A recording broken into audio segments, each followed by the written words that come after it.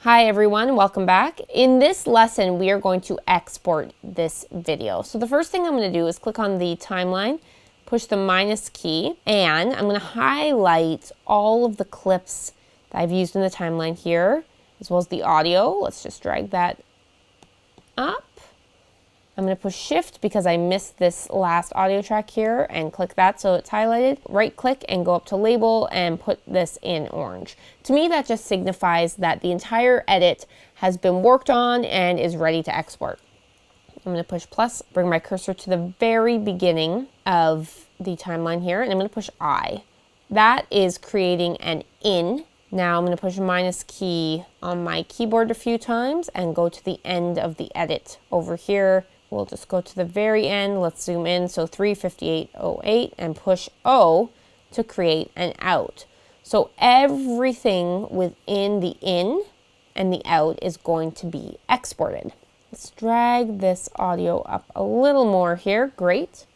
I'm also going to change the name of this sequence from rough cut. We'll click on it up here in the project panel to final video. Click off that. Okay, that's great. Before you export your video, watch it over in its entirety once to make sure you're happy with it. And if you are, then you are ready to export. So I have a few audio tracks muted simply because they were the default audio tracks. A8 here does not need to be muted, so I've clicked on the M to unmute it, because that is the stereo part of the music. Okay, so the only two tracks I have muted are A3 and A4, which were the backup audio tracks. And as you can see here, I'm going to push the plus key to zoom in on the keyboard. Clip 44, because we used Lumetri color on it and because it is a 4K clip, it has shown up with this red line over it. That just means that it's going to take a little bit longer to process. Okay, we are ready to export. You can either push Command M, which is a shortcut to export your video, or you can go up to File and you can go to Export, Media. There we go. So we're going to go up to Format and choose H.264. So with Match Source High Bitrate selected in our preset, and next we're going to go to output name where it says final video. We're going to double click on that final video, and it currently is being exported to the project folder, which we don't want. So let's click here and click on Nelson. I'm going to create a new folder and call it final. Push create. There we go, and we're going to save the name of this video as final video. Okay, great. Push save. As you can see here in the summary, we have this video going into the Nelson final folders as an MP4.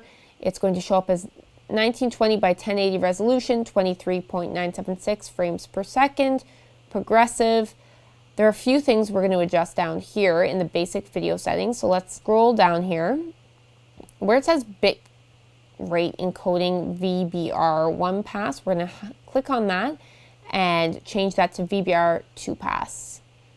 That is going to make this video turn out higher quality. Also, where the target bit rate megabits per second is, instead of 10, we're going to push 18.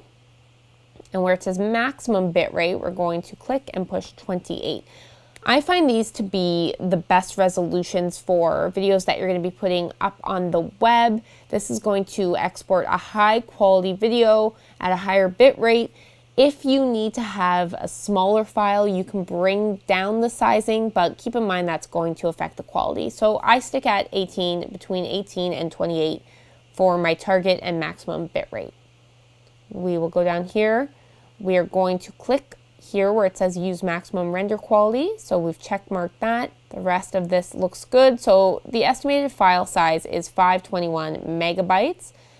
Now we're going to push export, and the rendering time for this video to be exported is going to depend on your computer. For my computer, it takes about 20 minutes or so for a video like this to be exported. So that is it. You have put together a professional video edit. You've worked with dialogue, you've worked with music and lots of effects.